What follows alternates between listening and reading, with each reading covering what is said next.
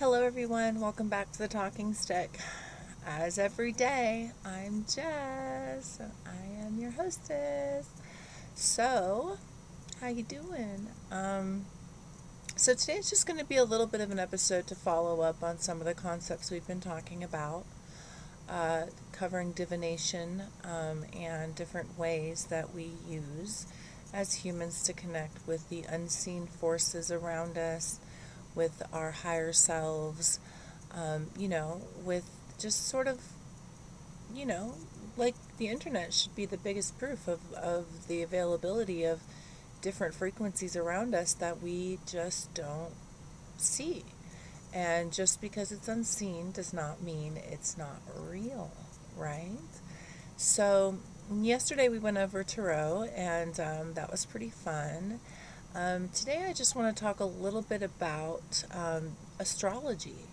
Astrology is very ancient, and many, if not all, including indigenous cultures of human history, have used the stars to, do all kinds of things for us, whether that's create a calendar or understand, growing of food and crops, all the way into connecting us to the divine, and even there is, you know, astronomy, which is just the study of the stars and their actual placements and stuff.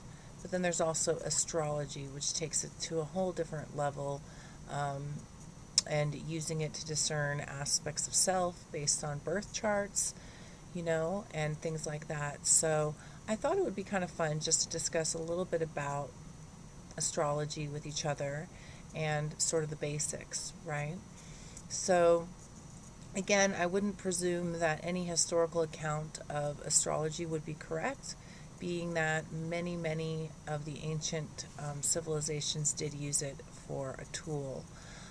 So, what is it?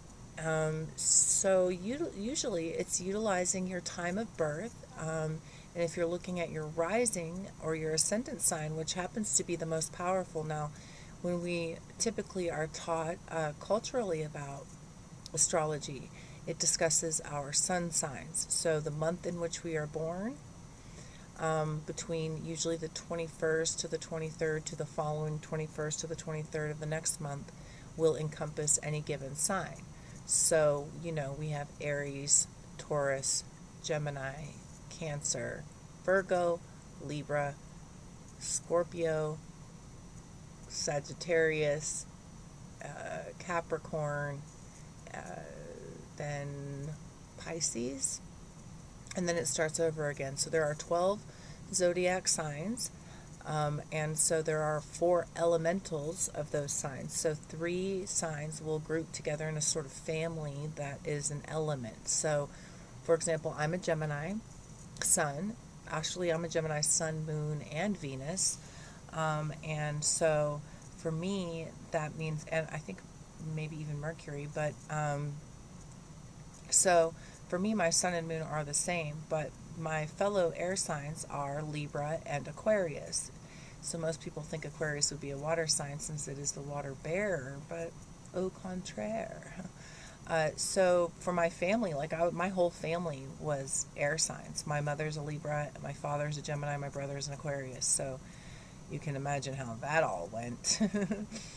But yeah, so fire signs are Leo, Sagittarius, and Aries. And let's see, water is Cancer, Pisces, Scorpio. And earth is Virgo, Taurus, and Capricorn.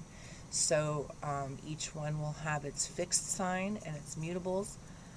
So yeah, it's super interesting to me. And again, your rising or ascendant sign, which my rising and ascendant is Scorpio, so that uses your birth time as well as where you were born to discover what sign was rising in the heavens at that time and place. So to me, it's the strongest sign of of your chart, really, and the one that I look at.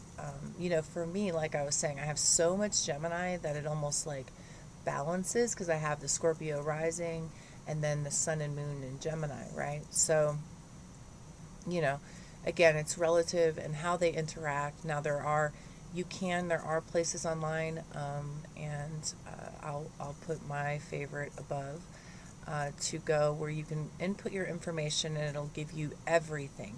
Like the days of needing someone to read your chart or sort of a thing of the past, you can actually do that yourself. And this one that I'm going to give to you guys, it is free, and they will provide to you not only your basic chart and where all of your planets are. So it'll give you your base chart, which is like all the planets and what signs they're in. And then it gives you all the houses. So this is a whole nother aspect of astrology, the houses that these planets fall into.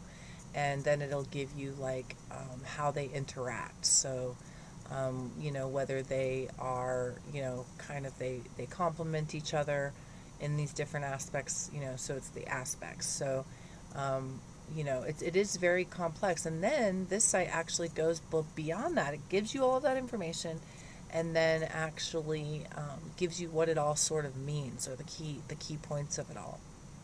So if you're interested, I highly recommend checking that out. Again, it's like, does it read the future? So daily horoscopes, I don't really buy into that. I think that's just kind of going way too into it in a way. But, when it comes to personality traits and stuff, I really have noticed. And, I've been looking at astrology since I was like a little girl. I've asked people what their signs are, and it's at a point now where I can usually guess some of their signs based on just who they are. Some of their majors, so the sun, moon, and rising are really going to be your most pertinent. And then you have like your Venus, which is your love language. Your Mercury is how you communicate. Mars would be kind of who you are as professionally, or as someone who in your work environment. It is really very interesting. And, when people ask me, well, how is this real? Like, to me, the most logical way to explain it is when you're born, you come from the womb in in like a gravity-free, environment. You're very much obviously encompassed by your mother.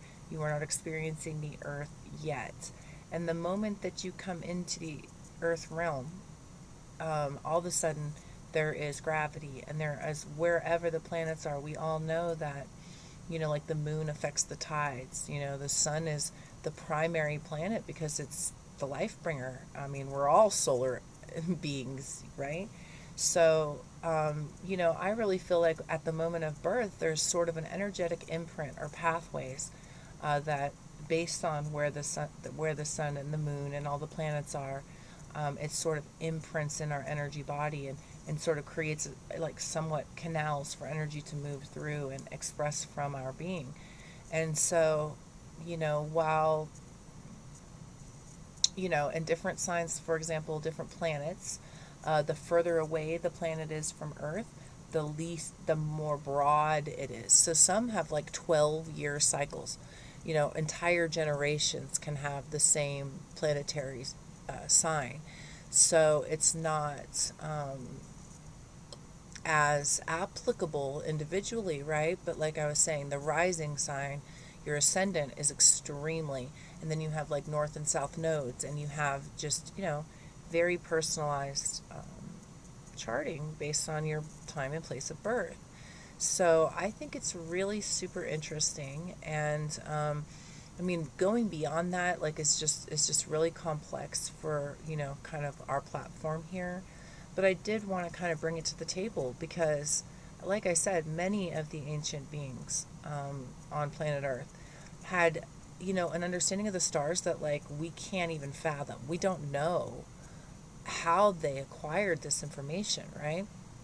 We don't know how they were, charting stars, like, so eloquently and so, accurately. I mean, that's the thing, is like, some of these like I believe it's like the Dogon tribe, like they had understanding of certain stars, you know. I don't know if I think it's like Sirius B or whatever, that we didn't even realize until more recent times. And so how did they even, you know, get that far is still a mystery, you know. But one thing is certain, like they all took much reverence. I mean, even, you know, the Magi's were guided by the stars to the baby Christ, right? And so, you know, there is just a very strong element of, guidance of the stars, available and to us. And now that we live in the time of, the internet, then we really get to, um, look at it all in one big picture, you know, whether that's history or our own personal charts. I mean, I remember the first time I ever had my birth chart, it was like done. It was like this woman who was very much, you know, a professional. She had a big book, this big book, you know, as wide, almost as wide as my head. And, you know, she was going through, and you had to look up, you know, all these different things in this book. And for years, I thought I had a Sagittarius ascendant, and in reality, it is Scorpio. So, you know, I spent years thinking I had a Sagittarius rising sign and was actually Scorpionic. So, you know, I mean, that took some acceptance, but now I fully embrace it, you know. And anytime I get into any deep commitment with someone, whether that's a friendship or a work relationship or, you know, romantic relationship, I always try to look up their chart and kind of see how I think we might be able to align with each other, and whether we'll might have, issues and stuff like that. So I find it to be super interesting and helpful. And of course, you can't, it's, you know, I wouldn't suggest living your life by any of these things by any means, but, you know, I think they are great and excellent tools to understanding our reality and, who we are as individuals on this planet. So I thought I would just kind of bring it up for just a little bit of an episode. I know yesterday's tarot episode was super long, so I'm not going to keep you guys. But if you're interested in this, I really do encourage you to take a look into it. Like I said, we are so blessed with such an easy and available spectrum of information on the internet, you know, whether you want to take it in small pieces or sort of take it all on, you know, at once, you know, it's your choice, and you have it at your fingertips, literally. So look into it, you know, and comment below anybody who wants to share their signs or, their ascendants or their sun, moon, you know, any part of their chart or any experience that you've had with astrology. Please do. I'd love to hear about it. And yeah, so tomorrow I'm going to come around with just a little bit, one on the, you know, a topic that I think is super interesting, mediumship. And mediumship is something that also has been used since ancient times, and a lot of people use it to connect with their crossed over loved ones, or perhaps their angels or spirit guides, you know, with people who have the gift of being able to understand those things, right? So stay tuned for that. And thank you so much for being here with me today for this little excerpt on astrology, on a huge topic, a little bit about a huge topic. I really appreciate it. And again, like, share, and subscribe if you feel so inclined. You know, again, I appreciate you for showing to, you know, here with us to, you know, to show, grow, and glow, as human beings in unity, no matter where we are on the planet, you know. I appreciate you so. So, again, I'll see you tomorrow. Yeah, thanks so much. Bye-bye.